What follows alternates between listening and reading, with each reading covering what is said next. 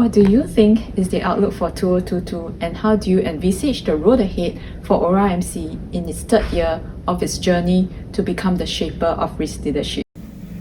I remembered way back in 2008 during the global financial crisis.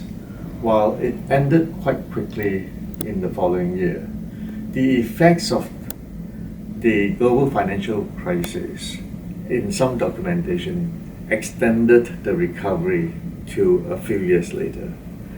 So we are coming off the pandemic and entering into the third year of the pandemic, and all the literature that you know and I know points to the fact that we are going to co-live with the pandemic in an endemic environment. So when you look at the outlook of 2022, there is a lot of positivity of going back to what it looks like when it was in 2019, with a lot of safety measures going to be the way of life.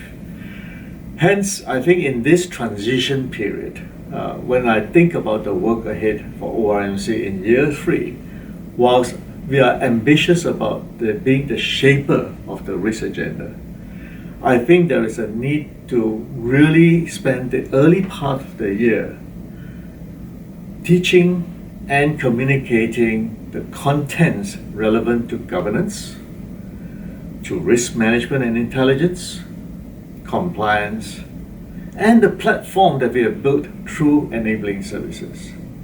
Investigation shall continue to do its best work as and when situation arises and as needed. And we have added a new dimension in our work, which is risk in the strategy of the university by which it is implementing to become the leading global university shaping the future. And we shall think about the risks associated with that agenda and helping the university to mitigate some of the implementation plans as they arise.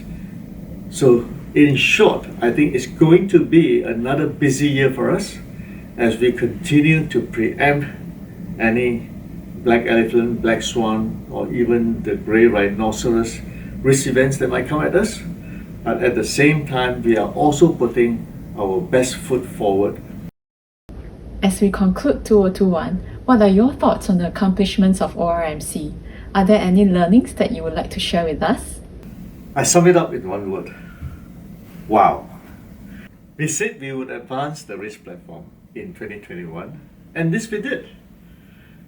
We look at the Apple platform or the iOS platform and think about a lot of the modules that we would plug in, particularly from our subunits of governance, risk management, compliance, investigation, enabling services, and introducing the risk and strategy unit as well, and begin to really focus on major contents in each of these units.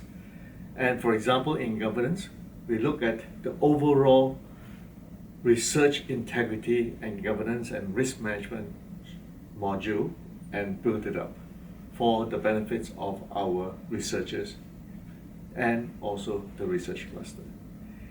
In the area of risk management, we focus very much on our development office who is raising funds and how we would actually think about the risk management programs that we would put in place there.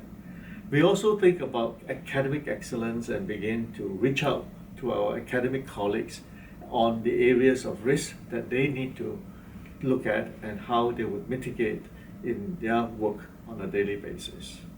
In the area of compliance, we actually brought in a platform for our compliance unit to actually triage and administrate the calls that are coming through from our whistleblowing unit.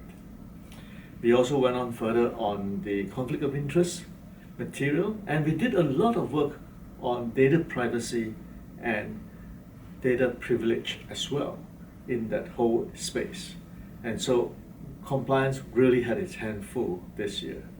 Investigation, because of the transparency nature that we have advocated in the university, there is a lot more cases that are coming up, and we attended to those. Enabling Services is busy throughout the year in digitizing our platform, our work. Very insightful sharing indeed. In 2021, the strategy unit was established. Can you share with us some of its focus surrounding risk and strategy? You know, as a management consultant before, and still is perhaps, one of the things that we always say is that strategy does end up in volumes of work and being left on the shelf. Implementation of strategy is so vital.